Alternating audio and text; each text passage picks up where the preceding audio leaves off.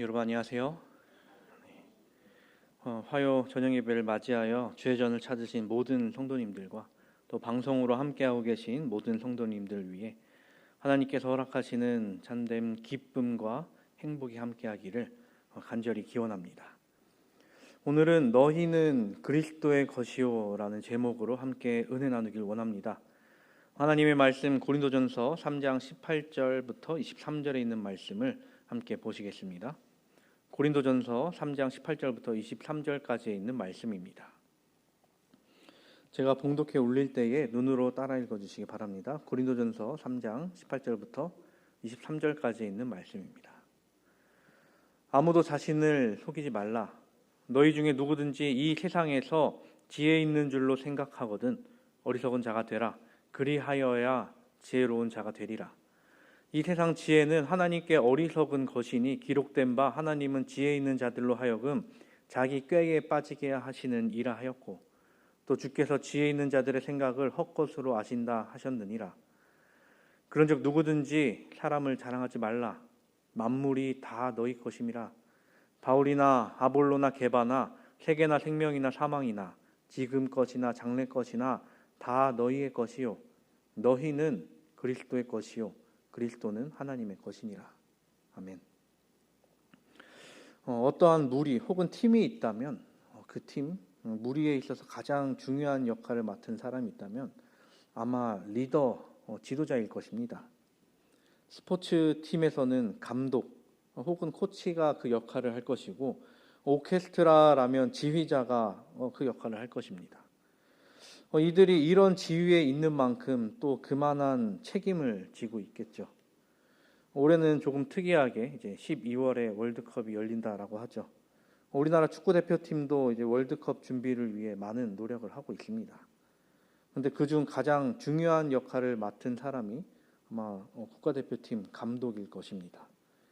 축구는 경기장에 11명이 뜁니다. 웬만한 스포츠들과 비교해도 정말 많은 수가 뛰고 있는 것이죠. 그런 스포츠인 만큼 팀워크가 너무나도 중요하다라고 알려져 있습니다. 국가 대항전뿐 아니라 프로 팀에게도 이 팀워크가 너무나도 중요하고 이 팀원 간의 유대 그리고 감독의 전술에 맞는 그 행동들이 너무나도 중요합니다. 만약 선수 한 명이 자신만 빛나려고 한다면 어떻게 될까요? 우리나라에는 잉글랜드 프로 리그인 그곳에서 이제 득점왕을 한 손흥민 선수가 우리나라 국가대표팀으로 뛰고 있습니다. 그 선수가 만약 다른 선수들이 답답하다라고 하면서 혼자 공을 잡고 냅다 달려버리면 어떻게 될까요? 우리나라가 경기에서 이길 수 있을까요?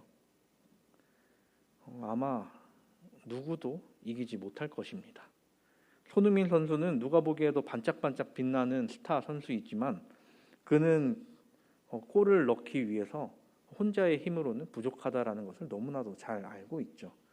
그래서 골을 넣고 경기에서 이기게 되면 인터뷰를 할 때마다 항상 팀 동료들을 높이는 인터뷰를 합니다. 팀원들이 자신을 도와주기 때문에 내가 골을 넣을 수 있었다. 혹은 감독님의 전술이 나를 골을 넣을 수 있도록 잘 맞춰주었다라고 이야기를 합니다. 이후 감독도 인터뷰를 하면서 이 손흥민 선수가 전술에 대한 이해도가 너무 높다. 그래서 정말 좋다라는 이야기를 하곤 합니다. 그러면서 그를 팀을 위해 헌신하는 선수이다라면서 서로가 서로를 높여주는 모습을 보곤 합니다. 오케스트라에서도 마찬가지입니다. 연주자 중에서 누구 한 사람이 혼자 튀려고 막 연주를 한다면 그것이 올바른 연주가 될까요? 그 연주는 아마 난장판이 되어버릴 것입니다. 혼자 하려고 하면 솔리스트를 해야지라고 생각할 수 있는데 바이올린이나 첼로 이런 악기들은 또 혼자서 하지 않습니다. 반주자가 항상 있고 반주와 함께 음악을 만들어 나가죠. 그렇다면 혼자 많이 치는 피아노는 어떨까요?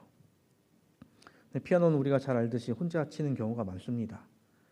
그런데 이 피아노 곡을 엄청나게 많이 작곡한 이 쇼팽이라는 사람도 물론 대부분을 피아노 혼자 치는 곡을 많이 썼습니다. 그런데 그 사람의 이름을 딴 쇼팽이라는 사람의 이름을 딴 쇼팽 콩쿠르 마지막 결선 무대는 오케스트라와의 협주곡이 과제곡입니다. 여기서 높은 점수를 받으려면 자신의 색깔을 잃어버리지 않되 오케스트라와 잘 조화가 되는 것이 목표인 것이죠. 쇼팽 콩쿠르에서 우승 혹은 입상하려면 연주를 잘하는 것은 당연하고 지휘자 그리고 오케스트라와 함께 얼마나 잘 맞추느냐가 중요하다라는 것입니다. 바울은 오늘 본문 처음을 이렇게 말하며 시작을 합니다.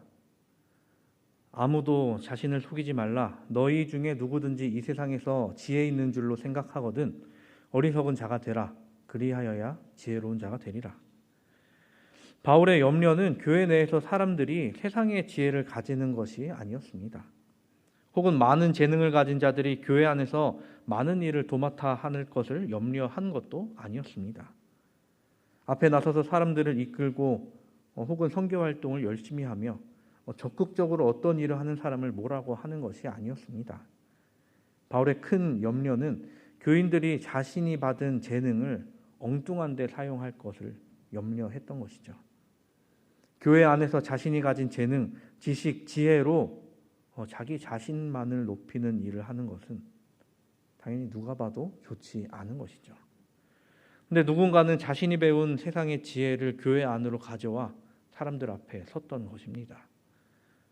여기까지도 어느 정도 괜찮다라고 볼 수 있습니다. 그런데 가장 중요한 것은 그렇게 세상의 지혜로 한 것은 사람들끼리 나눠지게 만든 것이라는 것입니다.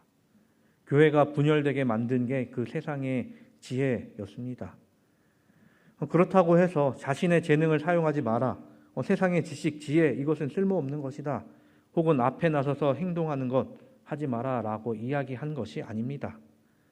이 세상의 지혜가 교회를 또 성도들의 공동체를 어지럽히게 하는 것을 하지 마라 라는 것이죠. 하나님을 향한 그리고 하나님의 교회를 위한 지혜가 아닌 자기 자신을 위한 지혜가 됐을 때 교회가 어지럽히는 일이 일어나 버리게 된다는 것입니다. 그래서 바울은 세상에서 보기에 미련한 자, 어리석은 자가 되라라고 이야기를 하고 있습니다. 왜냐하면 하나님께서 지혜를 허락하시길 것이기에 세상의 것으로 무리하게 채울 필요가 없다는 것이죠. 이렇게 이야기하면 누군가는 모난 돌이 정 맞는다 이렇게 이야기할 수도 있습니다. 나에게 주어진 재능 하나님을 위해 쓰겠다는데 왜 그러는 것이냐라고 이야기할 수 있죠. 그런데 보통 그 재능 하나님을 위해 쓰기보다 자기 자신을 위해 쓰는 경우가 더 많게 되기 때문입니다. 다른 돌들과 맞춰지기 위해 정을 맞기보다 바람에 맞고 깎여 나가는 것은 성화가 되는 과정 중에 일어날 수 있는 일이죠. 나에게 있는 불필요한 부분을 깎아내는 것은 분명 힘든 일이지만 가장 단단한 부분만, 어떻게 보면 가장 아름다운 부분만 남을 수 있게 된다는 것입니다. 이런 식으로 성도와 성도가 이어지고 연결되고 연합됐을 때 교회가 교회의 기능을 온전히 이루어낼 수 있음을 바울은 알았고 또 이야기하고 있는 것입니다. 그림을 그릴 때 물감은 서로 섞여야 합니다. 물감이 섞이지 않고 자신의 색을 그대로 낸다면 아름다운 그림이 탄생하지 않겠죠. 나의 원래 색이 보이지 않는다고 해서 내가 그곳에 존재하지 않는 것인가 하면 그렇지 않다는 것을 우리는 너무나도 잘 알고 있습니다. 내가 그곳에 있으므로 내가 다른 색들과 합쳐짐으로 인해 더 아름다운 색으로 아니면 그 그림에 알맞는 색으로 변할 수 있게 된다는 것입니다. 세상의 지혜는 그런데 자신만이 드러나는 방법을 알립니다. 내가 남들에게 더 주목받기 위해 뭘 해야 할지를 사람들에게 말합니다. TV나 여러 매체에 등장해 자신의 이름을 높이는 것을 원하는 사람들이 있죠. 호랑이는 죽어서 가죽을 남기고 사람은 죽어서 이름을 남긴다라고 하면서 이름을 남기기 위한 여러 일들을 하는 사람들을 우리는 볼 수 있습니다. 세상의 사람들은 이런 것에 정말 많은 관심을 갖고 있죠. 내가 얼마를 가졌고 내가 어떤 일을 하고 내 지위가 어떤지 이런 것 말이죠.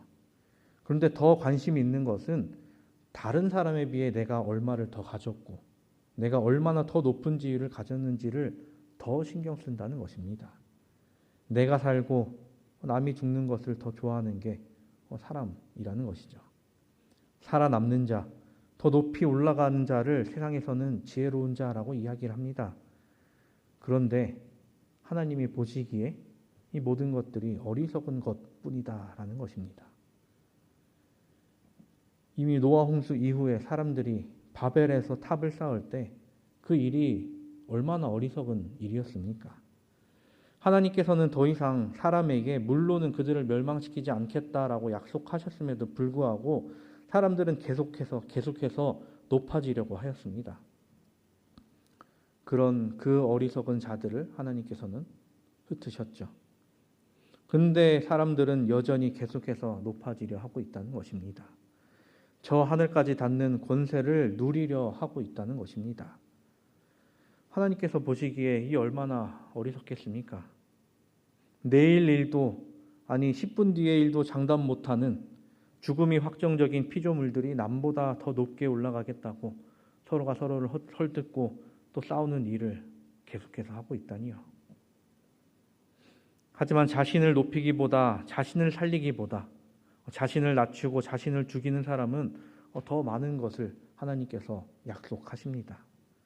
누군가는 아름다운 화음이 되어 합창단 혹은 오케스트라의 연주에 참여하게 되겠죠. 누군가는 물감이 되어 아름다운 색으로 조합돼 예술 작품에 참여하게 될 것입니다. 또 누군가는 경기의 승리에 우승을 경험하는 그런 사람도 있겠죠. 미국의 NBA라는 농구 대회가 있습니다. 세계에서 가장 큰 농구 대회겠죠. 거기서 우승하는 것은 모든 농구 선수들의 꿈일 것입니다. 그리고 우승과 함께 그곳에서 MVP, 가장 활약한 선수로 선정되는 것을 많은 선수들이 열망합니다. 이제 얼마 전 NBA 결승전이 마치고 우승팀이 정해졌습니다. 거기서 한 선수, 스테픈 커리라는 한 선수가 결승전에서 MVP를 만장일치로 거머쥐게 되었다라고 합니다. 많은 사람들이 좋아하고 있는 가운데, 환호하고 있는 가운데 그 선수를 가운데 두고 기자회견이 열렸습니다. 그 MVP를 차지한 선수에게 한 기자가 첫 질문을 던집니다. MVP를 차지한 기분이 어떠신가요? 그 질문을 듣고 이 선수가 뭐라고 대답을 했을까요? 그 선수는 이렇게 대답을 합니다. 첫 질문이 그것이 무엇입니까? 지금 우리 팀이 이겼는데 지금 나에게 하는 질문이 그게 무엇입니까? 자신이 MVP의 영광을 차지한 것보다 팀이 승리한 것을 이 사람은 높이는 모습을 보여줬던 것이죠. 자신이 빛날 수 있는 순간에 팀이 빛나는 것을 이 선수는 원했던 것입니다. 사람들은 자신들이 높아지려고 하는 그 순간 가운데서 어떻게 하면 더 빛날 수 있을까를 생각하는 가운데 자신을 낮출수록 사람들이 그를 더 존경하는 모습을 우리는 보곤 합니다. 바울은 계속해서 우리에게 이렇게 전하고 있습니다. 이 세상 지혜는 하나님께 어리석은 것이니 기록된 바 하나님은 지혜 있는 자들로 하여금 자기 꾀에 빠지게 하시느니라 하였고 또 주께서 지혜 있는 자들의 생각을 헛것으로 아신다 하셨느니라.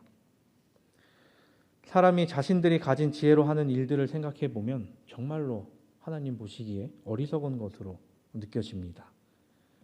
사람이 한 일을 봤을 때 첫 번째로 사람이 혹은 나 자신이 원하는 하나님을 만들어낸다는 것입니다.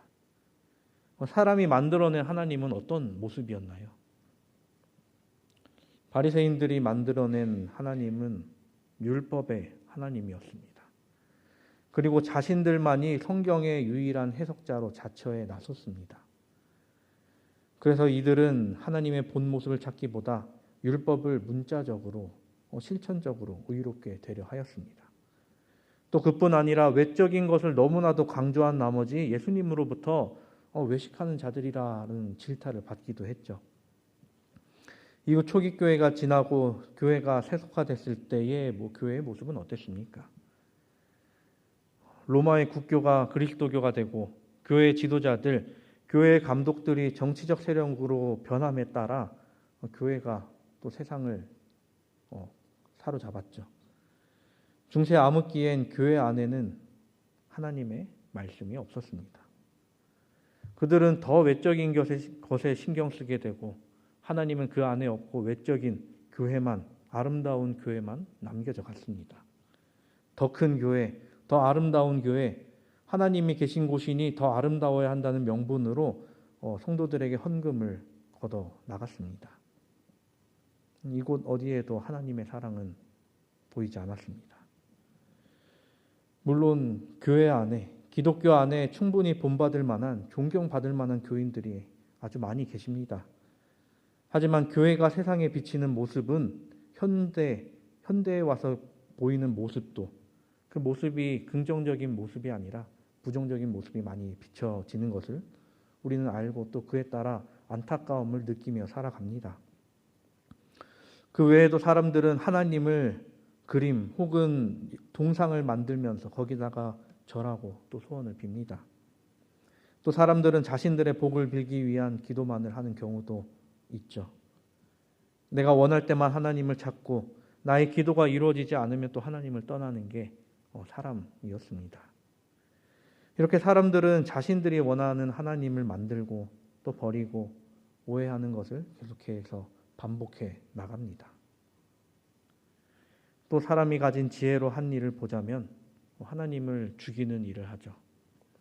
사람의 지혜, 지식을 이야기할 때 가장 최정점에 있는 학문은 철학입니다. 그래서 박사과정을 마친 사람, 그 중에서도 최고학위를 마친 사람에게 PhD 학위를 주죠. 이는 철학 박사를 의미합니다. 철학을 전공한 사람도 철학 박사인데 신학이든 인문학이든 공학이든 의학이든 간에 이 PhD를 주죠. 철학 박사입니다. 물론 세부 전공에 따라 이 PhD를 받지 않는 사람들도 있습니다. 신학의 경우는 목회학은 이제 디민, 닥터 미니스트리 학위를 받고 신학 박사에게는 THD를 주곤 합니다. 하지만 가장 최고의 학위로 보고 있는 게 이 PhD입니다. 그 철학, 인간 지혜의 가장 정점에 있는 그 철학이 한 일이 무엇이었습니까? 그것은 바로 하나님을 의심하고 하나님을 죽이는 일이었습니다.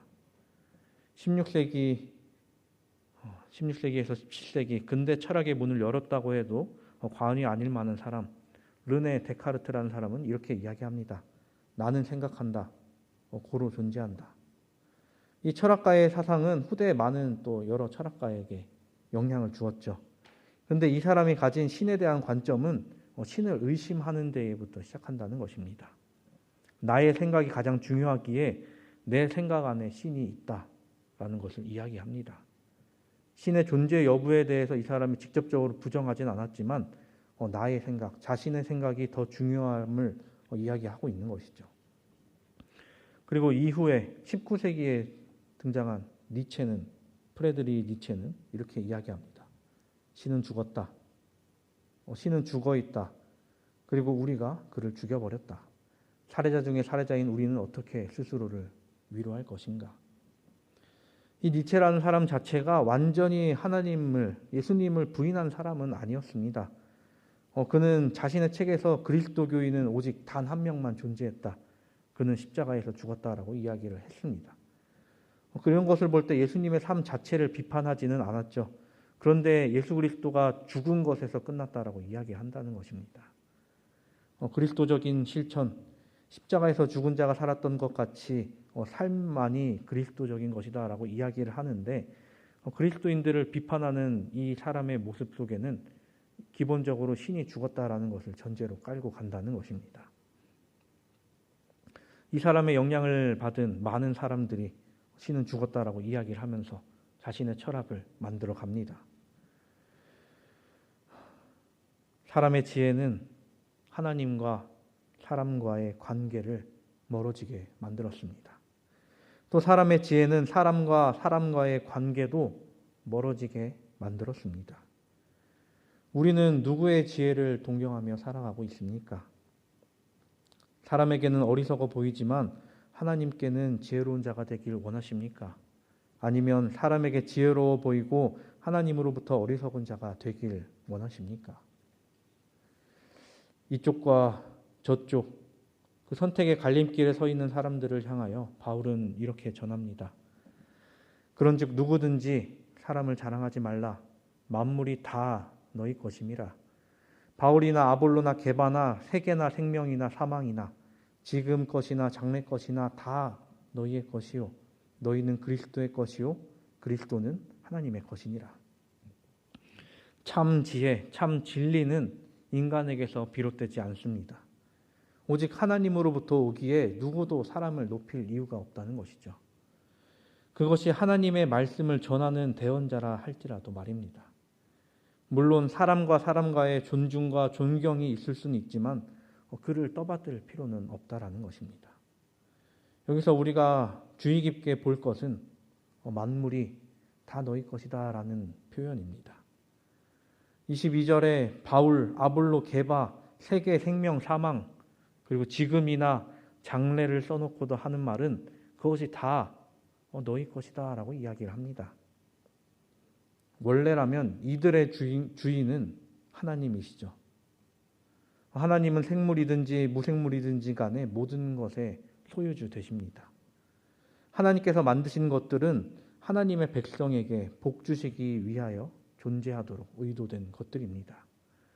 그렇기에 사도와 선지자 또 교역자나 다른 어떤 사자들을 모두 교회 자체를 위해 봉사하는 존재들입니다. 교회 어느 일부분만을 위해 봉사하는 존재들이 아니라는 것이죠. 그리고 교회의 성도들도 마찬가지입니다. 사도들이 교역자들이 하나님의 종이듯이 우리도 하나님의 종이라는 것입니다. 그렇기에 우리들의 시선은 하나님 그리고 하나님과 동등하신 모든 지혜의 근원이신 예수 그리스도께 고정되어야 한다는 것입니다. 이 세상 역사가 시작됐을 때 하나님은 사람을 완전한 지구에 살도록 하셨죠.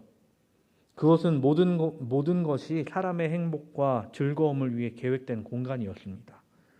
하지만 죄가 사람에게 들어오면서 사람에게 죄와 고통이 더해졌습니다. 하나님은 인류를 파멸시키려는 그 사단의 노력을 통제하려고 하셨죠. 모든 사람은 죄로 망가져 버렸지만 하늘 아버지는 지상의 모든 것들, 하나님의 피조물들을 하나님의 백성들, 하나님의 자녀들의 유익을 위해 제공하신다는 것입니다.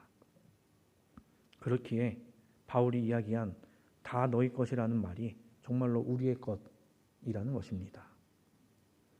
그리고 가장 중요한 것은 우리는 누구의 것인가라는 것입니다.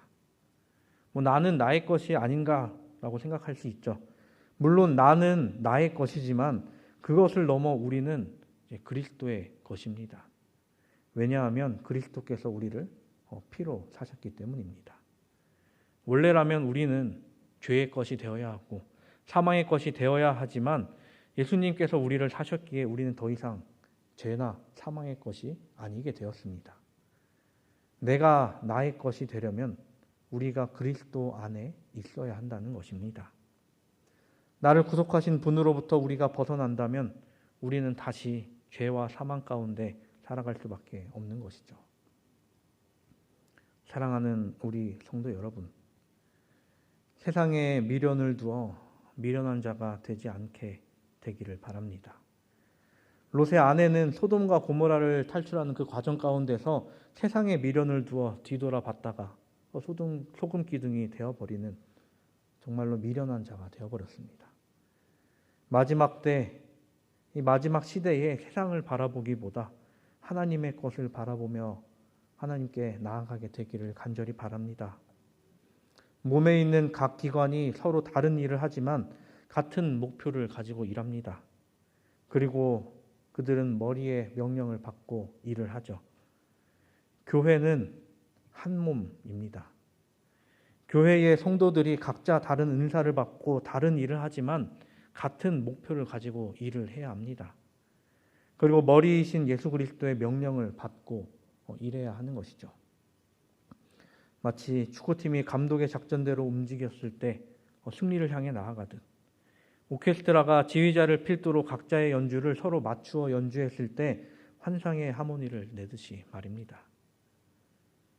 우리가 예수 그리스도 안에서 온전히 하나 되기를 바랍니다. 또 그 하나됨으로 이 마석 지역의 구속 사업을 온전히 이루는 그러한 우리 교회가 되기를 간절히 바랍니다. 만물을 우리 것으로 주신 하나님, 또 우리를 그리스도의 것으로 구속하신 은혜를 기억하며 살아가는 우리 모두가 되기를 바랍니다. 세상에 등을 돌려 하늘까지 그 발걸음을 계속 옮기고 하늘까지 그 발걸음이 닿는 우리 모두가 되기를 바라면서 말씀을 드리도록 하겠습니다.